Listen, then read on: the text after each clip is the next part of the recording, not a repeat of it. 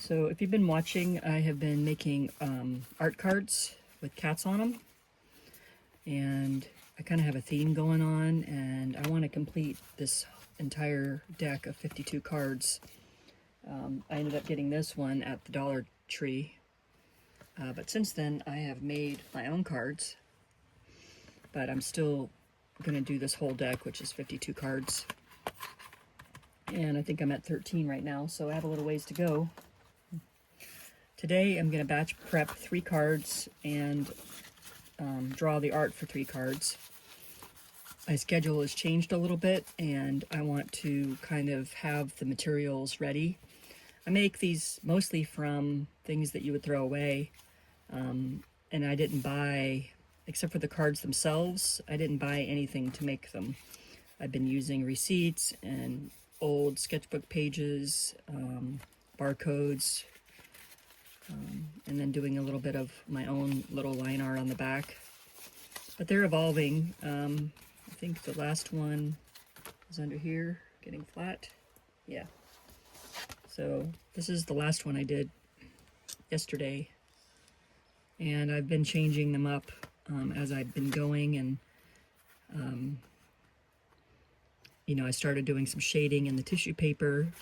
So it kind of leads me to some revelations that I've been having, because I don't think I've ever done the same art this consistently for over a period of time, and it is changing me, and I'm loving it because I feel like I'm beginning to have a practice of creating.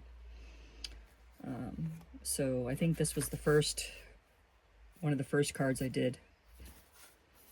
Was this one, and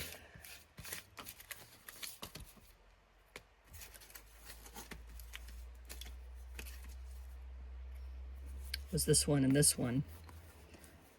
And then this was yesterday's card. So I'm not typically comfortable drawing this small. I tend to draw bigger, but I think it worked out. This is the first card I've used Mod Podge on. I think the Mod Podge has made the tissue paper pop and be more bold, and it feels sturdier. But I do like using the glue stick to actually stick things down and then draw on them, because drawing on Mod Podge kind of gives inconsistent line thicknesses and stuff like that when I do my line around there. So I think I've kind of found a balance between the glue stick and the Mod Podge. But yeah, I'm having a lot of fun with these. They keep me engaged enough that I'm not bored, and they are always a little bit different, and that's been fun. So the idea is you can make art cards just for the process and pleasure of it. You can make them to be tarot cards. You could make them to be affirmation cards, which I think I'm going to do, but I'm not sure yet. That's kind of where I'm leaning, is having affirmation cards that I can use. But they've been a lot of fun, and I basically going to walk through my process on making art cards. But first, cheers. Okay, so we're going to go ahead and prep 3 cards. And basic necessities for me are, that I've been pulling from, is newspaper. It doesn't have to be old. This is some newspaper I have from the local area here. Some throwaway brown paper from Amazon packaging or any kind of packaging. That has been consistent throughout my making. A Walmart receipt. Some tracing paper, which I already had. This is kind of my little stash of junk right now. So most of it's stuff you would throw away. The tissue paper was given to me. Little pieces of the sketchbook stuff. And yeah, some sketchbook pages that I scribbled on, and I don't really plan on using for anything else. So yeah, I've been using pieces like this. and just things that you might think of as trash. And I typically tear some of my tracing paper into squares because I don't want the art much bigger than that. So we'll take those out, take some of this out, some of this paper, some of that paper, and some tissue paper. And I think we'll be good to go for this project. These are the mediums I've been using. I really rely on these Neo colors, like Crayon Dash, and I'm typically using the emerald green and the cobalt blue. Sometimes I incorporate yellow and orange in there for the theme that I have. And then my watercolor set from Koi, my little field set, is the bulk of my media. Sometimes the Derwent ink tense blocks. I'll use a glue stick, watercolor brush, and a bronze marker and a Uniball waterproof liner. I like the Uniballs because they draw on the crayons a lot better than the micro liners. So typically do newspaper and brown paper first.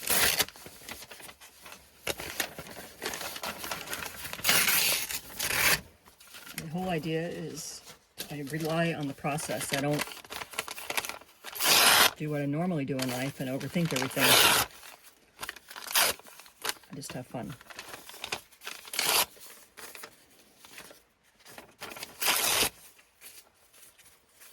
I'll get this kind of ready.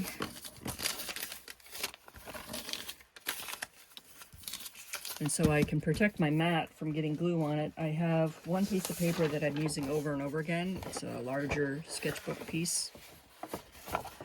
And I use it as my glue paper, so I don't get glue on my mat.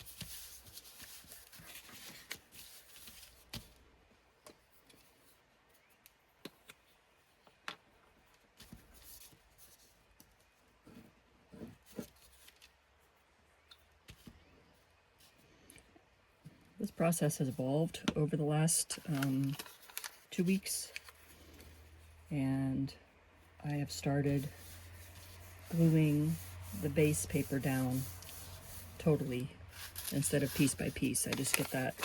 I know I'm going to need that, and that's what I want, so I make it happen first.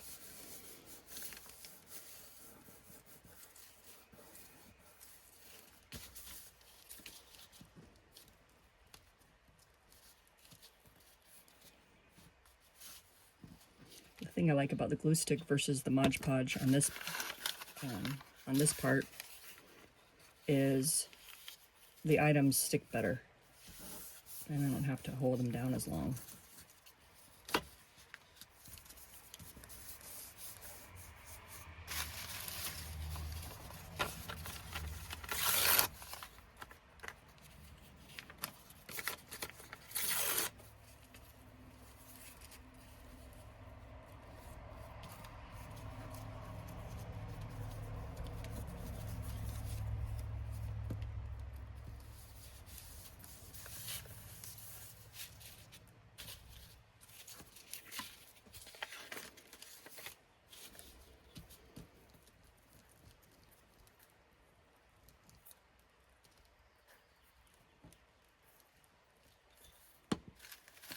Some of the benefits that I've experienced by doing this are a little difficult for me to put into words.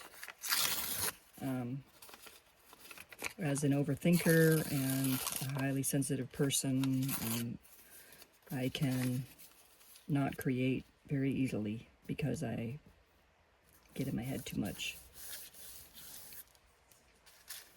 And this process has really helped with that. It feels very therapeutic to know that I'm just going to glue some paper on a card and then it's going to be transformed over time. So basically that's the beginning, that's the front of each card that I start with. And there's a lot more that goes into it, and we'll get into that now.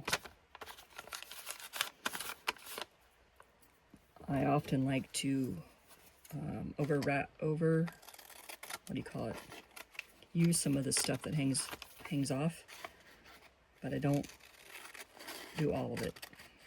You know, so that little bit I'll roll over, but I'm not going to do that yet. Right now I'm just going to get the bulk of the excess that I don't want for sure off. And I just follow my gut. Like, I feel like I don't want that piece, but I think this piece might be cool to bend over and cover what's on here eventually, and maybe the same with this newspaper down here. So I'll leave that for that.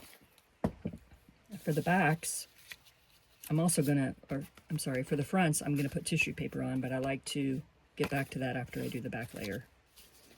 And the back layer typically has newspaper combined with like maybe a receipt barcode, piece of watercolor paper, or sketching notebook paper. And that's really like the ingredients of the back. I like to have a black and white element, and I have been hiding little cats on the back of the cards, which has been fun. So we'll get our receipt out.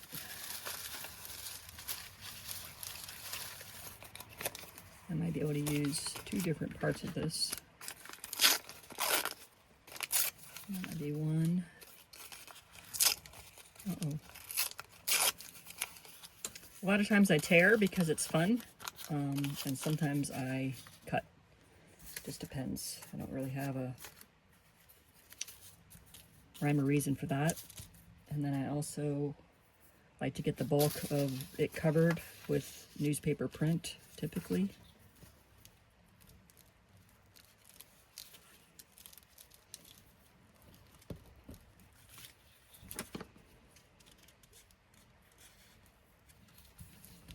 The Dollar Tree cards are very thin, and the cards I've been recycling and making from packaging, this is from a stainless mixing bowl set, is really thick and doesn't bend very easy, so that's nice.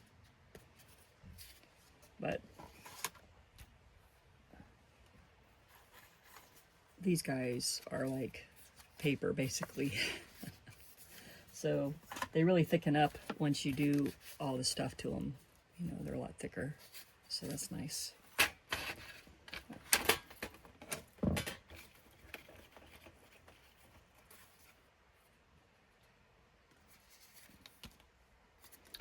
Okay, so getting newspaper down on the back sides.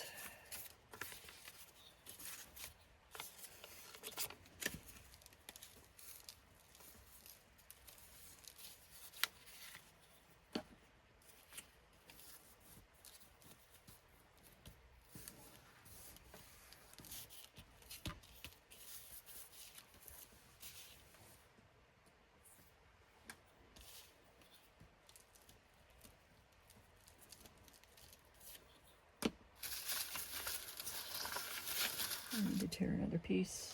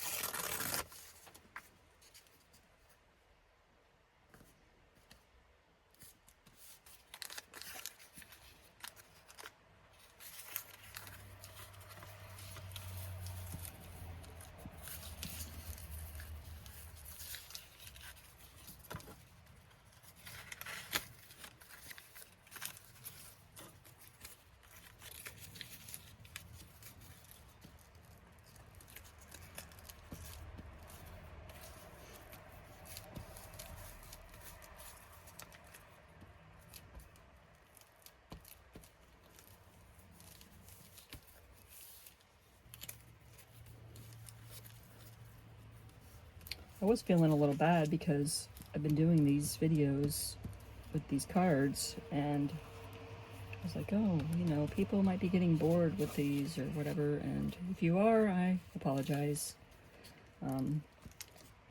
I want to stay true to myself and my creativity, And this is what I'm doing right now in my life. I'm creating these cards. And I'm in a 100-day project where I am enjoying it, and it's part of my art journey. And so I figured that's more important, is to stay authentic with what I am up to. And, you know, I'm not probably the best person to like do things based on trends or whatever. So I'm enjoying it, and I figured maybe some others out there are gonna enjoy it too. Okay, so the back elements aren't done yet. I'm gonna add, well, the back and front all need tissue paper before we put the cat art on. But while this kind of sets, I'm gonna work on the cat art.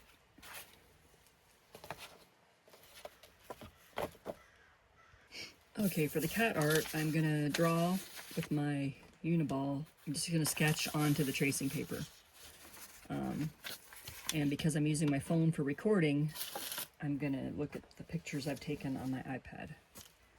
And this is what I wanted to share with you, is the actual process of the card begins on my walks with our cats. Every day we take our cats out multiple times a day to walk along the creek and, you know, have their enrichment time. But, you know, I'm not gonna be able to get a better picture off of an image site than taking my own. The only real struggle I feel like I'm having with this is making a cat small enough to fit on a card, because I tend to draw big. And that's why you saw some of the cards have really large faces. I like drawing with the pen versus sketching with a pencil first, because I feel like I spend less time overthinking this part of it. If I was to use a pencil, I would be really holding this dear to my, you know, dear to like the photographic realism of the face that I'm drawing. And I don't want that. I want this to be very raw. I don't want to overthink the drawing, and I don't want to, like, you know, sit there and edit it and edit it and edit it and edit it by erasing and stuff. So that's why I really like to work with just drawing with pen.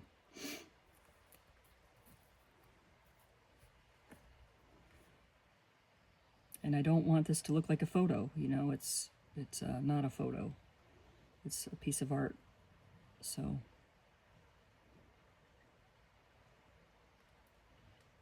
the pen allows me to be imperfect and just, you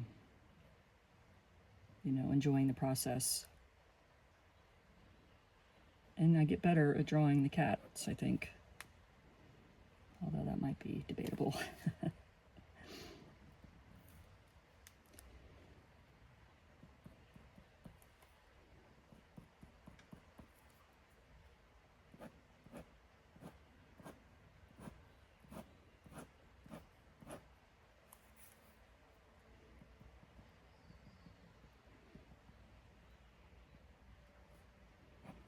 Winter has so many whiskers, I don't even, it's like, I've been drawing the like cartoon cats with like 3 whiskers each.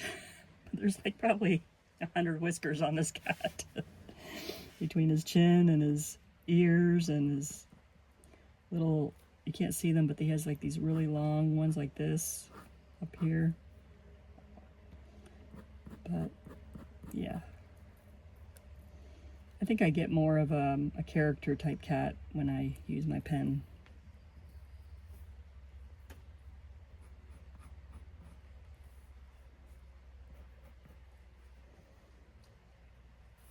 So, you know, in this case, I could either just draw the, like that portion of Winter, like with his face and leg, or I could just draw part of his body for the card, because the whole thing's not going to fit. But that's okay. I'm okay with that. kind of leaning towards the front with the leg, because I don't really have that. I know I don't have that in a card yet.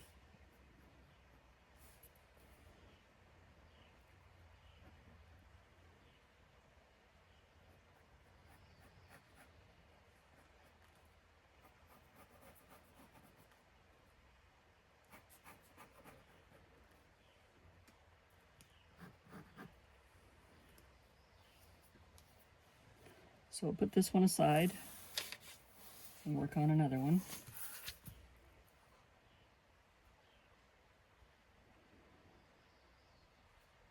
This one. I really like this one a Butch because I did it from the aerial view. So I think that would be really cute. And I've done a lot of aerial views of Butch. He tends to hunt around more than Winter does.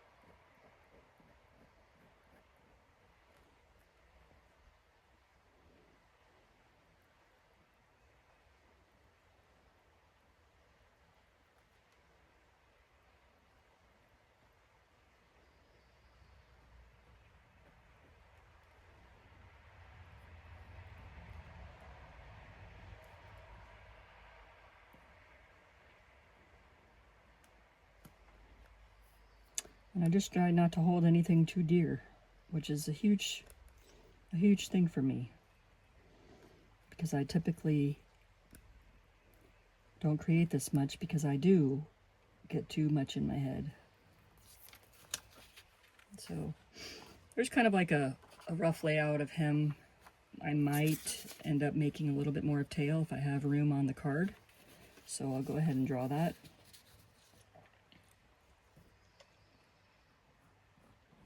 Because his tail is pretty awesome.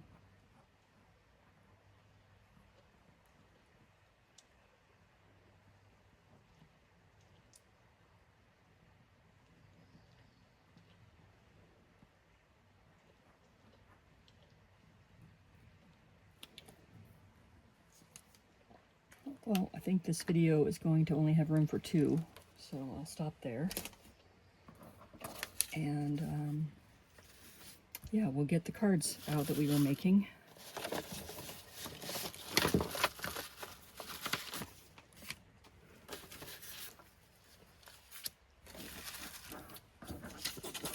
Something that I've changed up recently is, you can tell on this cat, this is a really clean line around him.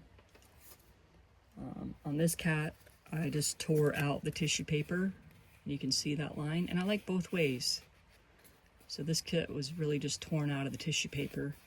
This one I cut out, and I'm liking that, so I'm going to do that again.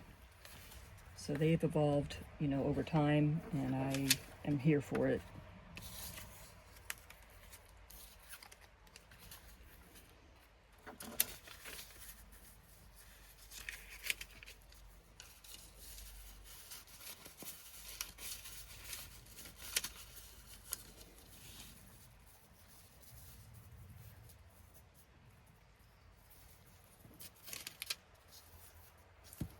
So this one's going to be a little too long to fit on the card, but I'm going to go with it.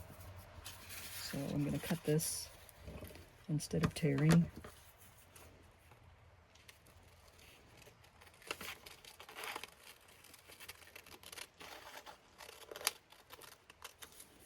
I really love both ways. It's just that I cut yesterday and I liked that a lot, and I'm mixing it up a little bit. So ultimately, I have to enjoy the process, and that's what I feel like doing. This is very much of a feely thing for me, instead of a thinking thing. which helps me in a lot of ways, you know, my anxiety and all the thoughts of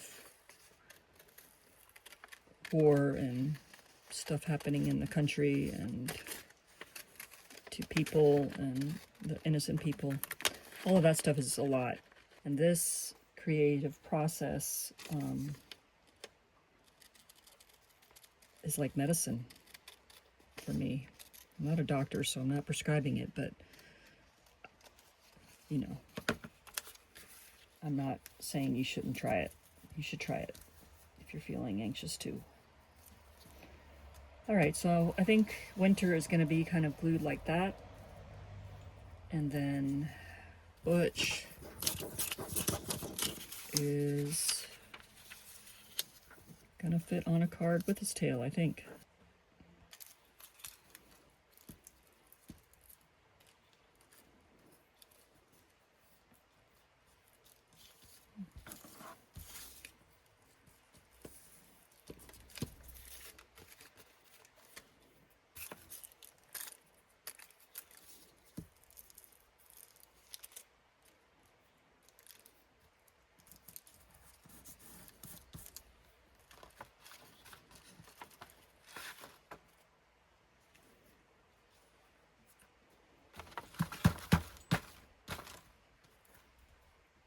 I do like overlapping. It kind of brings continuity to the other side.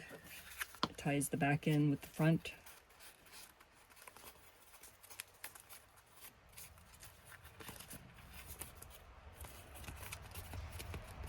Once I have the cards covered, I have all these pointy corners now, and these cards have rounded corners, which I really love.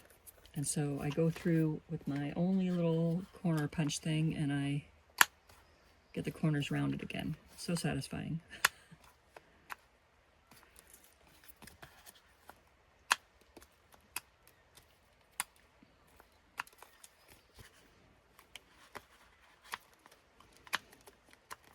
But, yeah.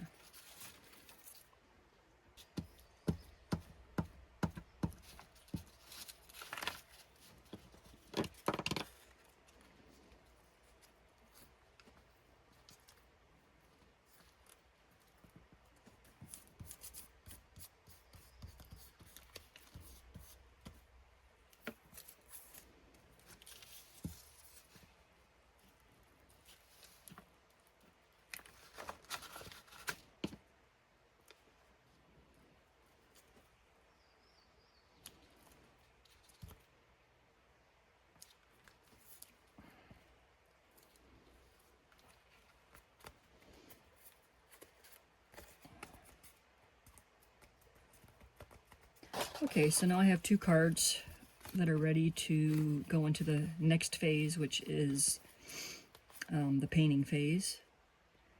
I'm probably going to put a little bit more detail on Winter's face.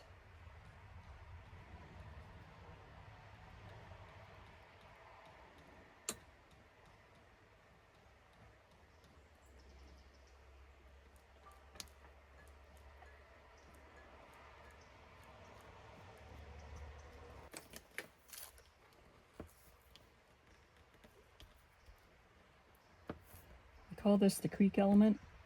Every card has a creek element on it because the cat's favorite thing to do is explore the creek side. So I use the blue and the green to make a little creek element here. I already did blue. This is how much I'm not thinking. So I just picked up the blue to do it again. And then I just take a little bit of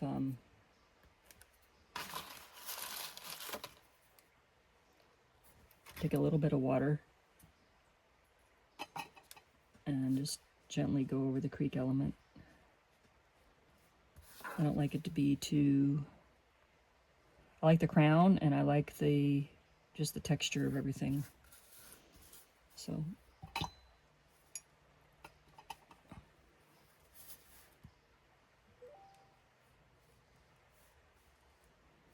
it's pretty easy and fun.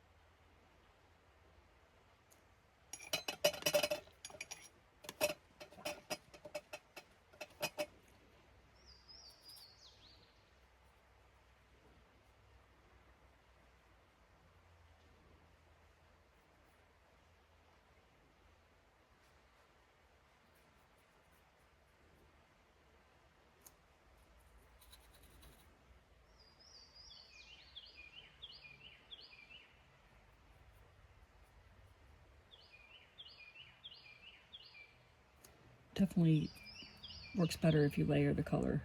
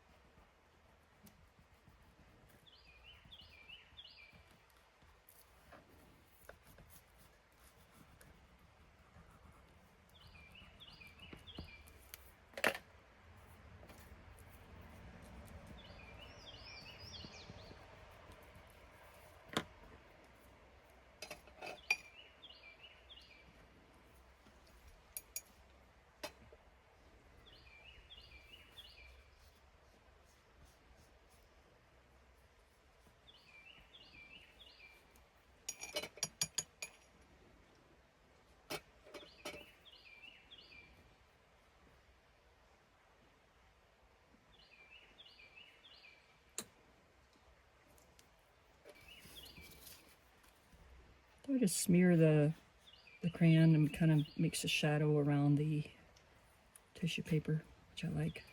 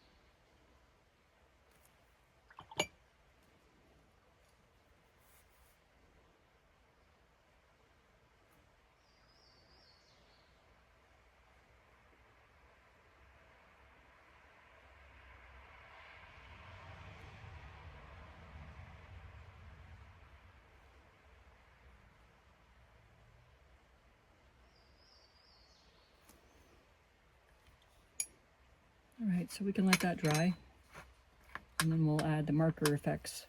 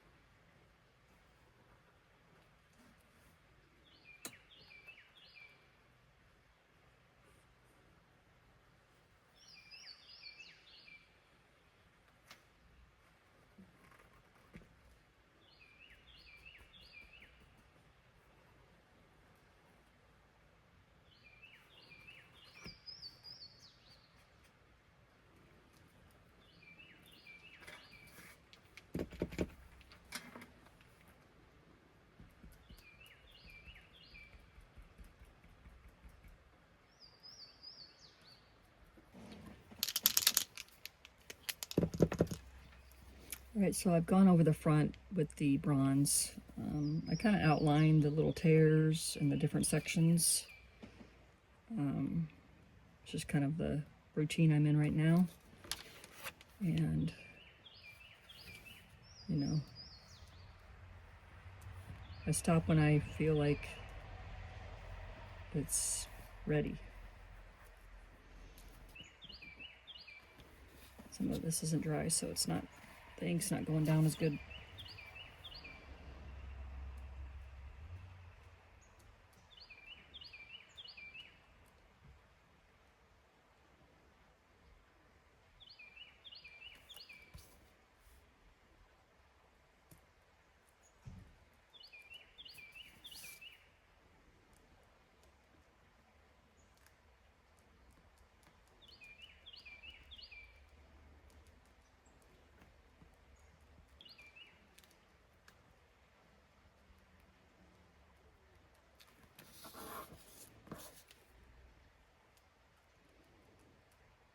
Same with Winter's Foot. I'm just going to leave that black and white.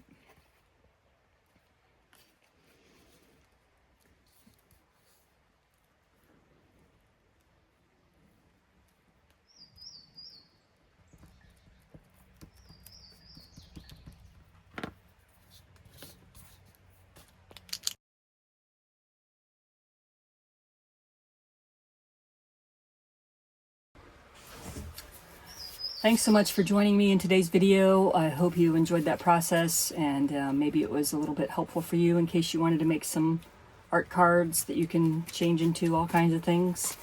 I'm having so much fun with this project and the 100-day project in general. It's just helping me feel more consistent. It makes me feel like I know what I'm doing and I know what I'm working on, but I'm also encountering new thoughts and new ideas at the same time, so it's pretty cool. So yeah, if you haven't subscribed yet, I hope you'll do so, and we'll see you next week. I also have a live stream on Sundays at 1 p.m. Eastern, so maybe we'll see you there. Y'all take care.